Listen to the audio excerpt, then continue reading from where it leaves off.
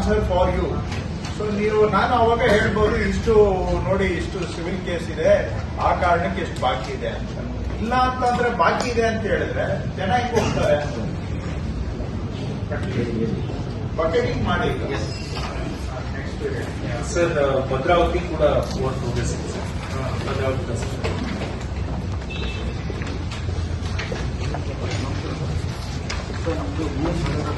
ಈಗ pending for ಮೂವತ್ತಿ sir ನಮ್ದು 3143 ಇದೆ ಸರ್. 3,143 ಅರ್ಜಿಗಳು ಬಾಕಿ ಇದೆ ಸರ್.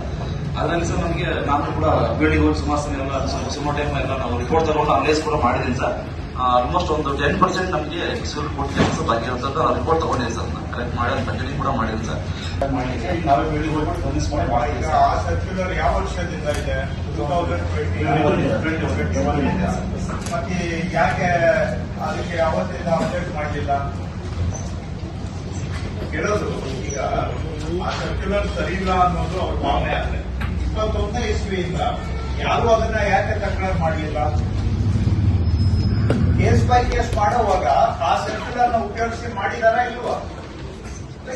ಬಿ ಫ್ರ್ಯಾಂಕ್ ಅಪ್ಪ, ನೋಡಿ ನಾನ್ಗೆ ಕಂದಾಯ ಇಲಾಖೆ ನಾನ್ ಕೆಲಸ ಮಾಡಿಲ್ಲ ಏನು ಅನ್ನೋದು ನೀವು ನಮ್ಗೆ ಕರೆಕ್ಟ್ ಆಗಿ ಹೇಳ್ಬೇಕು. So that I don't come to the wrong conclusion.